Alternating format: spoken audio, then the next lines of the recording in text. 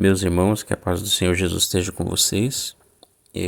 Nesse vídeo ou áudio, né, eu quero deixar o áudio que eu gravei no dia 5/8/2023. Foi uma revelação que Deus me deu através de um sonho e de um entendimento da palavra de Deus a respeito da volta do Senhor e da necessidade urgente de se evangelizar o povo judeu.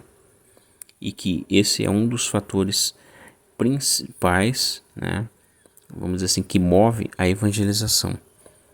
E que a quebra desse princípio da evangelização do povo judeu pode impedir o crescimento da igreja e a ação sobrenatural de Deus através dos sinais, das maravilhas que Deus prometeu acompanhar a pregação do evangelho, mas que por conta da falta de atenção dos cristãos em evangelizar o povo judeu, tem levado Deus a reter essas bênçãos e essas manifestações. Prestem atenção no áudio, tem alguns ruídos, porque na época eu estava dirigindo quando eu gravei e eu tive que fazer uma conclusão agora, porque parte do áudio se perdeu devido ao ruído, né?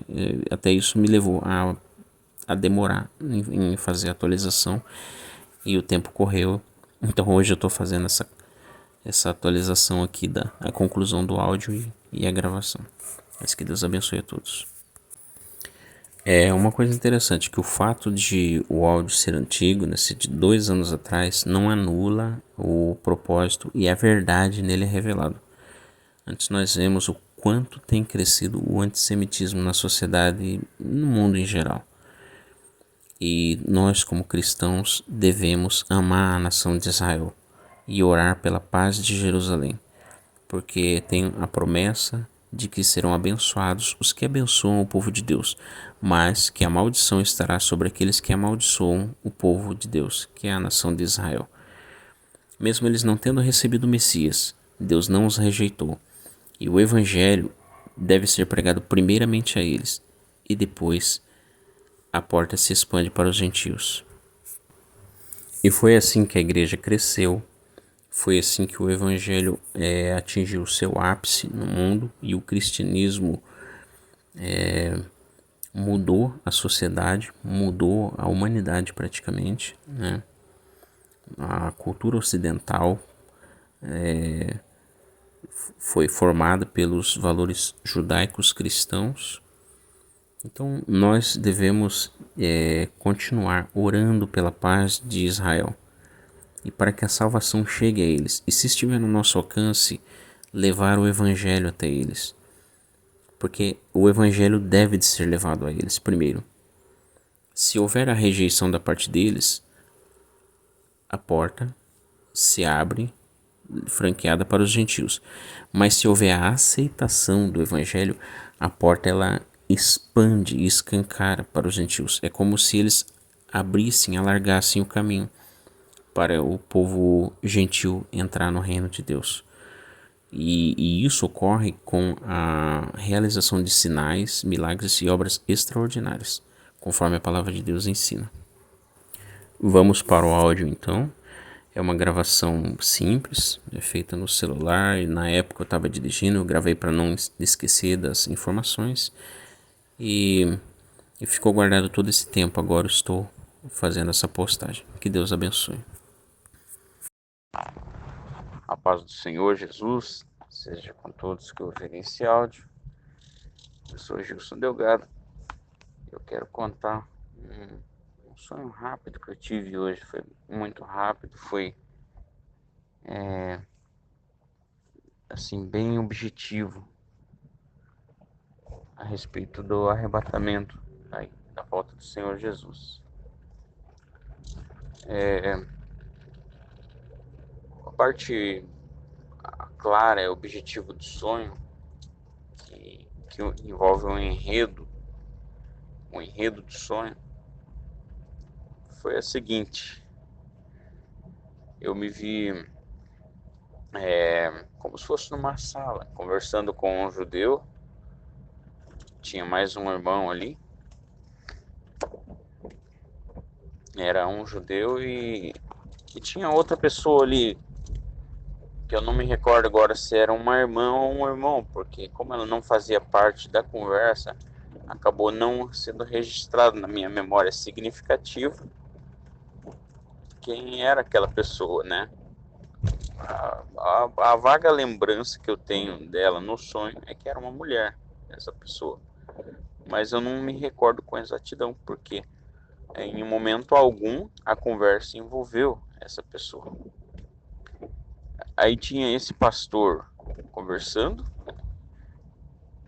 o judeu contando, mostrando algumas partes da Bíblia, e eu ali ao lado participando da conversa, mas como um ouvinte, né? Como um espectador ali, né? E aquele judeu, ele mostrava textos, ele falava referente ao Espírito Santo, mas ele não usava a palavra, o nome Espírito Santo, ele dizia Ruach Koder. Eu não sei bem a pronúncia, mais ou menos isso mesmo, em hebraico, né? O nome do Espírito Santo, né? Quando faz referência ao Espírito de Deus, eles pronunciam assim, né? Ruach Koder. Ele falava, então, assim, rapidamente, eu percebi, eu sabia, porque eu já aprendi, né, esse, essa referência nesse nome ao Espírito Santo em hebraico, né, eu já ouvi, já aprendi, então, mesmo eu não conhecendo a pronúncia perfeitamente, mas eu sabia que ele estava falando sobre as obras e a ação do Espírito Santo na vida dele, né, e dos demais judeus, né, a quem ele se referia. Eu não me atentei ao que ele estava dizendo, né? Mas eu percebi que ele falava do Espírito Santo várias vezes. E à medida que ele estava conversando, eu percebi que caíam uns grãozinhos, como uns cacos de vidro, quando quebra aqueles vidros temperados, aquele monte de caquinho. À medida que ele estava conversando, eu percebi que caía sobre o sofá, onde ele estava, vários caquinhos, meio vermelho, como aqueles pratos antigos, né? Que a gente conhecia da Duralex, quando quebrava, que explodia, virava um monte de caco. Então era daquele jeito ali, né? Muitos caquinhos iam caindo e foram se espalhando ali, enchendo no, no assento, né? Sofá. E eu fiquei observando enquanto ele estava falando, eu observei aqueles caquinhos. Daí eu já não ouvia mais muito o que ele estava dizendo. Então a conversa foi se passando e eu comecei a colher aqueles caquinhos. E eu pensei em pegar um livro, né? Enquanto eu colhia aqueles caquinhos, eu fui e peguei um livro que trouxesse, né, para aquele judeu traduções da língua portuguesa para ele, né, se expressar mais em português, né, que ele usava muitos nomes em hebraico enquanto ele falava, né. Era, e eu tenho uma Bíblia judaica e eu sei que realmente os nomes judaicos não são traduzidos, né? Nessa Bíblia judaica, eles usam os nomes mais em hebraicos, né? O nome de Deus é Adonai, Jesus é Yeshua, né? O Espírito Santo é Ruach Koder, é, e, e assim por diante, né? Os nomes geralmente eles não traduzem. Daí quando eu estava com aquele livro que para traduzir, né, para o português, eu pensei assim, isso não é importante. Daí deixei para lá aquele livro e voltei a colher os caquinhos. E eu recolhi vários caquinhos daquele, formou um bolo na minha mão. E parecia que tinha uma goma entre eles, uma espécie de uma massinha de modelar, que fez eles virar uma bola, né? Virou como que uma bola e dava para ver os caquinhos no meio. E daí eu falei para eles assim, eu posso jogar? Daí ele falou assim, não, espera, isso aí lá em Israel tem muito valor. Daí, de repente, ele mesmo se convenceu e falou assim pra mim, não, pode jogar. Aí eu peguei e joguei.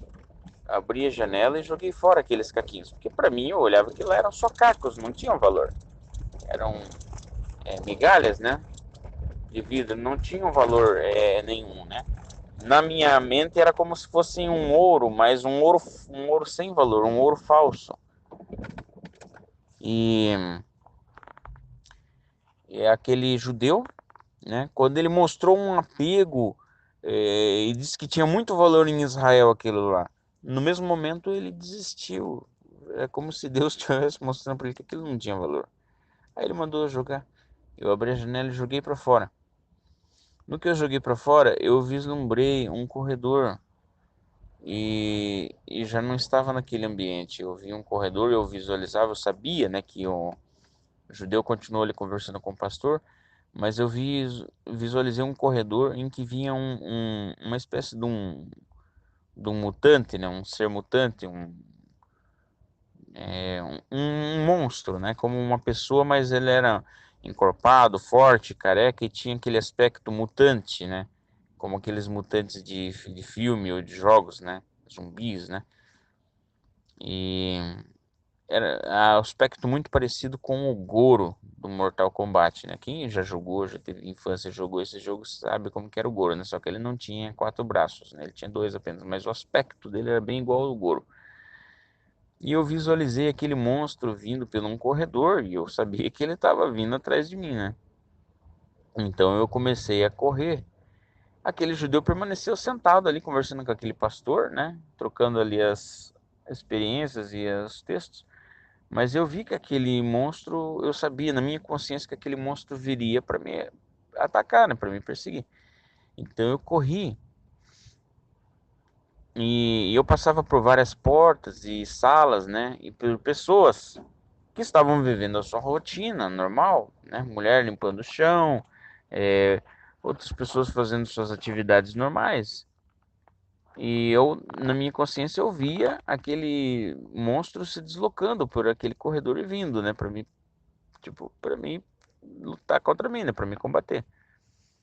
E eu corria, né, e desviava das pessoas e dos objetos, atravessei algumas portas, enfim, e na minha consciência eu ainda via aquele, sabia que aquele judeu estava lá. Daqui, eu pensava até, né, de voltar lá para conversar com eles, né, com aquele pastor, aquela conversa, mas eu corri porque eu sabia que tinha aquele monstro também vindo atrás de mim. E não não me recordo assim mais do que fazia, né, o judeu, do que ele falava, né? Simplesmente eu sabia que ele estava ali conversando. Então quando eu corria e eu vi que aquele monstro ele estava se deslocando por aquele corredor, né, em um objetivo de me combater, e ao mesmo tempo eu pensava de que forma que eu ia lutar contra ele, né? Cheguei a uma sala e entrei. Aí depois vi que veio um rapaz, né? Eu corri, abri a porta e entrei. Me escondi, fechei a porta. Era um banheirinho. Eu me escondi naquele banheirinho e fiquei olhando pela fresta. Então, quando eu olhei pela fresta e vi que aquele jovem vinha vindo para abrir a porta do banheiro, eu pensei, poxa, eu tenho que escapar. E era o meu esconderijo. Mas eu tive que sair, né? Eu abri, enquanto aquele rapaz ia entrando no banheiro, eu abri e saí correndo de novo. E já me vi saindo daquela sala, né?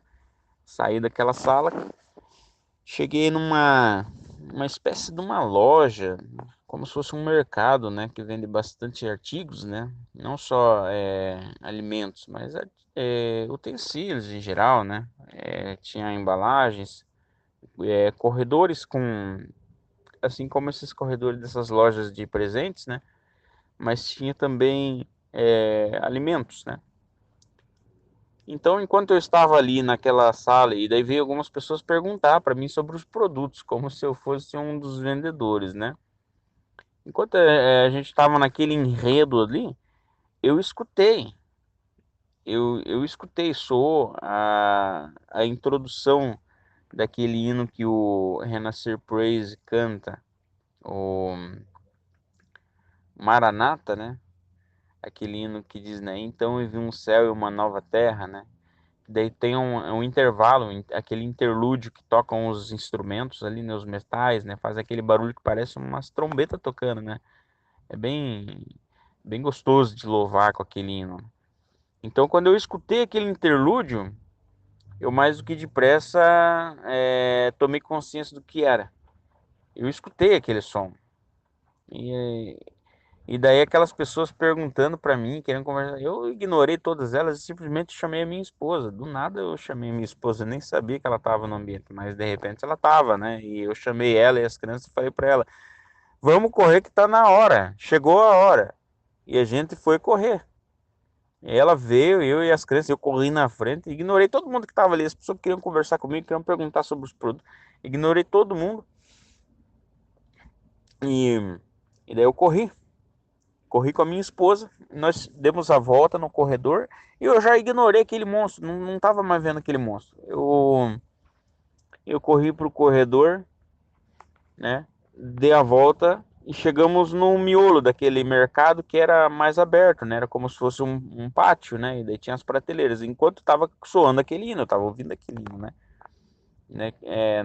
Nada se compara. Tem aquela parte que fala assim.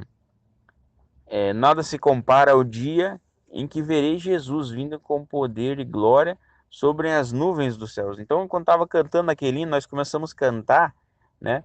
No abrir e fechar de olhos, e nós começamos a pular, né? E quando falou a segunda vez, no abrir e fechar de olhos, eu dei um pulo e dei um "Oh, glória!" muito alto. Eu vi em câmera lenta. Eu consegui assim me ver em câmera lenta naquele naquele glória muito forte que eu dei. E dei aquela parte que fala ser arrebatado. Quando eu pulei e dei aquele glória bem alto e ouvi aquela parte ser arrebatado, eu escutei eu só dei um como quando a pessoa ela puxa o cabo do microfone enquanto ele tá ligado, que faz aquele estralo, foi bem forte. E eu senti ser puxado de dentro do corpo. Eu senti, foi uma coisa assim, é como se eu fosse sugado, foi um vazio, um tchuc, muito forte. Eu senti na minha cabeça, inclusive, né? Como se tivesse sido sugado. Aí o tchuc, aquele estralo que deu, foi tão forte que eu acordei. eu, eu acordei e foi tipo um pulo, sabe? Eu fiquei, meu Deus, olha só. Deus não me permitiu ver o restante. Eu creio que foi ao mesmo tempo que foi um despertar, uma consolação de Deus, né?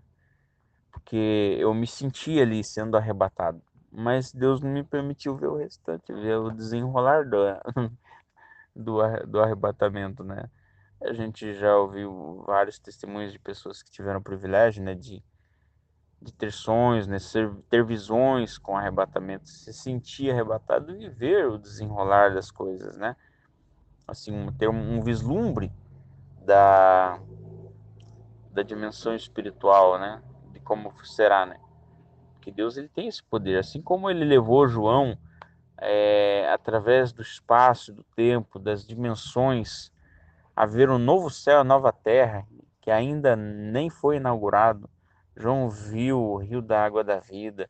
João viu os santos louvando ao Senhor, as multidões louvando ao Senhor, né, com palmas nas mãos. Então, esses são fatos espirituais que ainda no nosso tempo, né, no nosso cronos aqui ainda não aconteceram, mas na eternidade já aconteceu tudo, né? Diante de Deus já está tudo, né?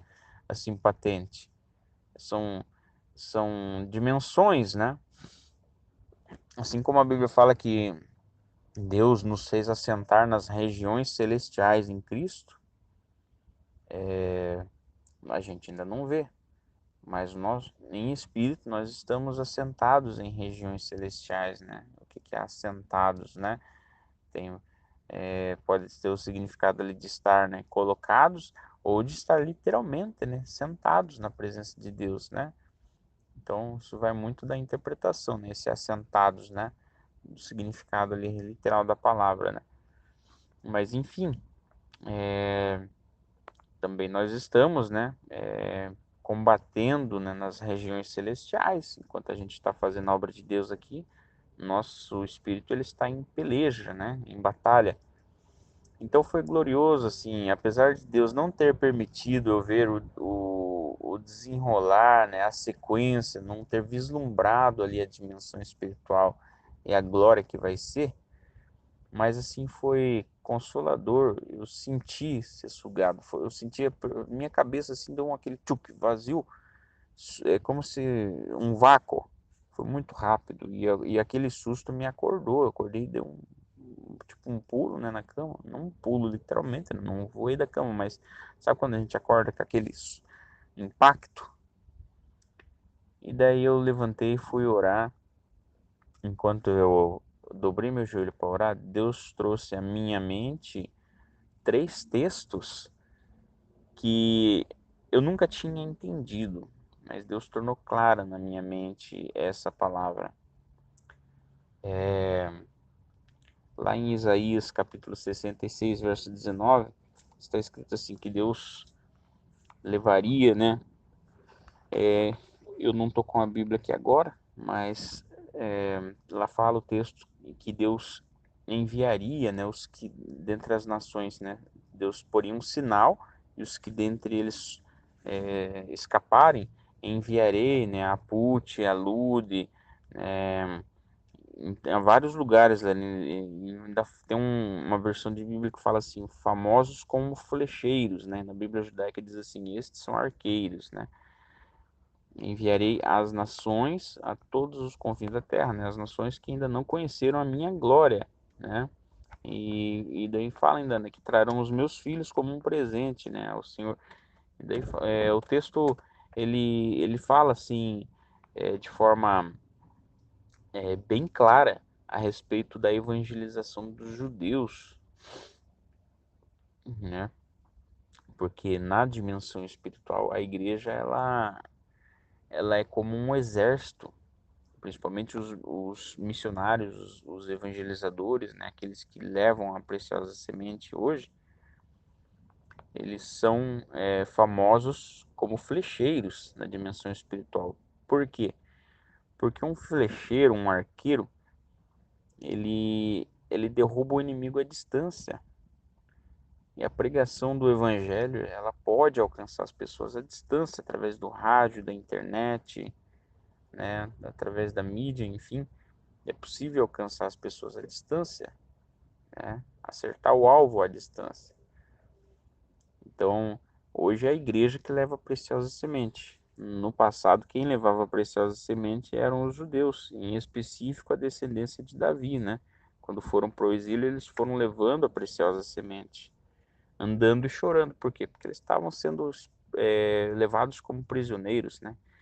Mas eles não sabiam que voltariam, né? Carregando consigo seus molhos, carregando seus filhos, né? Trazendo consigo sua descendência. Por isso a preciosa semente. A preciosa semente é a semente de Abraão, a semente da promessa. E essa preciosa semente foi enviada por exílio como uma forma de preservar a preciosa semente. Então eles iam andando e chorando, mas eles não sabiam que depois de 70 anos eles iam voltar, trazendo consigo seus descendentes, seus molhos, né? Seus filhos que continuariam a descendência bendita e levariam, né, a nação de Israel a ser o berço do Messias, né? E hoje essa preciosa semente ela é levada pela igreja, né? Porque infelizmente Israel não recebeu o Messias e a igreja ela é portadora dessa preciosa semente. Só que Jesus falou assim: ide primeiro às ovelhas perdidas da casa de Israel. E ele falou também, né? Em verdade vos digo que não acabareis de percorrer todas as cidades dos filhos de Israel sem que venha o Filho do Homem. Jesus já estava dando a entender que a igreja não iria cumprir plenamente com seu papel na evangelização dos judeus. Porque quando Paulo ele pregava, antes dele pregar aos gentios, ele ia na sinagoga. Antes de pregar para qualquer pessoa, ele ia na sinagoga, pregava para os judeus primeiro. Ele só parou de ir na sinagoga depois que os judeus expulsaram ele, não receberam mais ele, começaram a blasfemar e zombar do Senhor. Aí Paulo ele falou: agora em diante eu vou pregar só para os gentios. porque ele já tinha testificado para os judeus, né? E a igreja do Senhor deveria estar fazendo isso hoje, né? Porque aquela geração passou, hoje é outra geração. Os judeus precisam ouvir a palavra. Os judeus precisam ser evangelizados. Então, o que eu entendi na hora que eu estava orando e vi esse texto na minha mente é que o arrebatamento ele vai acontecer depois que o evangelho for pregado em testemunho a todas as nações. Mas esse testemunho ele só é completo quando ele prega para os judeus, porque Deus espalhou os judeus a todas as nações. A Bíblia diz que Deus espalharia eles debaixo de todos os cantos do céu, para todos os quatro ventos, né? Enfim, os judeus estão espalhados no mundo e a pregação do evangelho precisa chegar neles primeiro. Isso é um princípio espiritual, isso é uma ordem estabelecida por Deus. É uma ordem de chamada. Paulo fala também que o evangelho é o poder de Deus para a salvação de todo aquele que crê. Primeiro do judeu e também do grego. Então, os irmãos vê que a evangelização ela tem uma ordem para ser cumprida, para ela ser eficaz. Ela precisa primeiro chegar ao judeu e depois ao gentio. Se a gente ignora isso, a eficácia da pregação do evangelho e a abertura da porta da palavra, ela fica com alguns embargos, né? Existem embargos espirituais na evangelização do mundo e a igreja ela não está conseguindo avançar plenamente. A eficácia do evangelho não está atingindo a sua plenitude. Por quê? Porque os judeus estão sendo ignorados em alguns aspectos, né? Muitos. Hoje em dia existe um engano a respeito do judeu, de que o judeu é salvo. Eu já ouvi muitas pessoas dizer, o judeu é salvo, porque eles já são salvos, né? Eles já são descendência abençoada, eles são sim descendência abençoada, mas eles não são salvos, porque a palavra de Deus diz que ninguém será justificado, nenhuma carne será justificada pelas obras da lei, nem mesmo dos judeus. Os judeus, eles precisam ser evangelizados, e a Bíblia dá a entender que antes de se evangelizar uma população, quando o missionário ele chega em uma cidade, em um lugar, antes dele espalhar a palavra para, para as pessoas, ele precisa evangelizar os judeus. A primeira campanha missionária de um ministério deve visar a salvação dos judeus. Por quê? Para honrar a primazia deles, né? Meus irmãos, aqui então eu encerrei o áudio porque dali teve ruídos e fiz aqui uma conclusão para que a gente possa meditar nesse assunto, né, que é muito importante, a evangelização dos judeus. Então, a evangelização aos judeus, ela é um princípio que o Senhor Jesus estabeleceu. Por falta de conhecimento, a igreja tem negligenciado esses princípios. Quando a gente negligencia princípios, a gente acaba anulando promessas ou impedindo o cumprimento de promessas. Quando o Senhor Jesus enviou os seus discípulos a pregar, ele disse: vão primeiro às ovelhas perdidas da casa de Israel. Depois, mesmo que o Senhor Jesus subiu aos céus, a igreja continuou pregando primeiro em Jerusalém, né, depois em toda a Judéia e Samaria, e a ordem era até os confins da terra, mas começando pelos judeus. O apóstolo Paulo, de sinagoga em sinagoga, sempre que ele chegava de cidade em cidade, ele ia primeiro na sinagoga, depois para o povão. Muitos gentios eles eram atraídos pela presença e pelo poder de Deus através da vida do apóstolo Paulo, porque ele guardava esse princípio. E quando os judeus rejeitavam, a porta ela era aberta para os gentios. Quando os judeus recebiam, a porta era expandida para os gentios. Ou seja, o número de conversões e de transformações era maior. Por quê? Porque os judeus, eles expandem o reino quando eles o recebem. Eles expandem, né? Como está escrito, né? A sua palavra veio, a sua palavra, e grande era a companhia dos que a proclamavam. Então, com a conversão dos judeus, a porta da graça, da salvação, ela se expande. Paulo explica isso, que se a rejeição deles é a salvação dos gentios e a sua diminuição é a entrada dos gentios no reino, né? É a sua aceitação, muito mais a sua admissão, né? A sua plenitude. Por quê? Porque quando os judeus se convertem, o reino de Deus é estabelecido na terra. Porque o reino de Deus ele está diretamente ligado à nação de Israel. Como eles rejeitaram, Jesus falou: o reino será tirado de vocês e dado a um outro povo. Mas no caso deles receberem o reino, as promessas de abundância, de cura, de milagre, de deserto florescendo, elas se cumprem. Entendeu? Era o que Jesus dizia: venha o teu reino e seja feita a tua vontade. Mas quando eles rejeitam, o que acontece? O reino é tirado deles e é entregue a um outro povo, para começar do zero de novo, né, a produzir. Ou seja, o cristianismo ele floresce, ele se expande, ele cresce em um nível com a rejeição dos judeus. Mas com a aceitação dos judeus ao evangelho, a admissão deles no evangelho, o crescimento ele é explosivo, ele é extraordinário. Notem que todos os lugares onde Paulo evangelizou e que tinha uma quantidade boa de judeus convertidos, havia sinais e maravilhas e obras extraordinárias. Foi assim em Corinto, foi assim em Éfeso. Em Éfeso começou com 12 judeus. E aqueles 12 homens com Paulo evangelizaram toda a Ásia.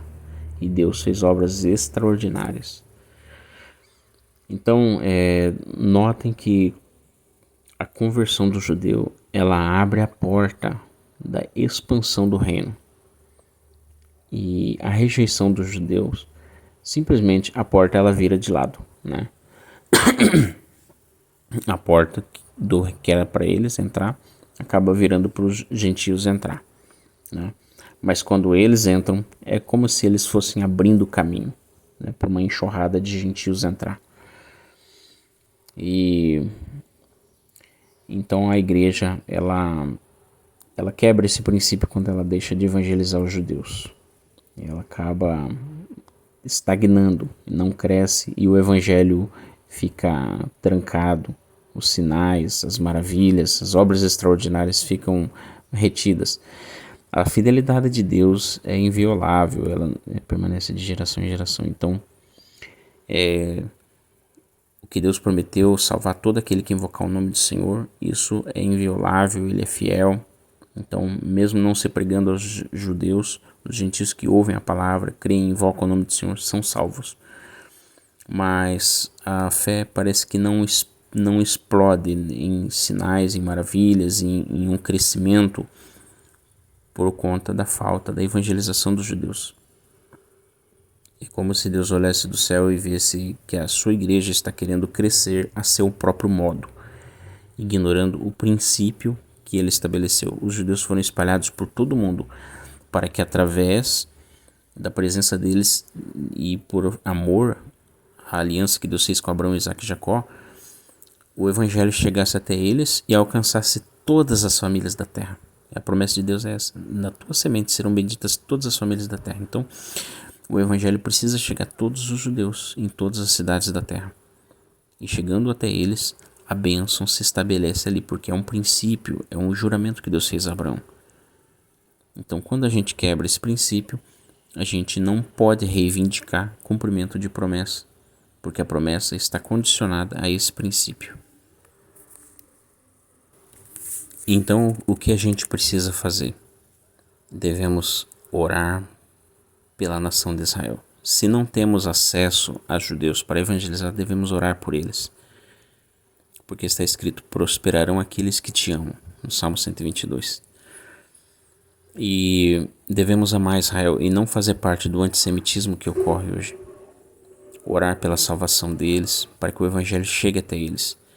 Porque assim que o evangelho chega até eles, é como a luz batendo num prisma.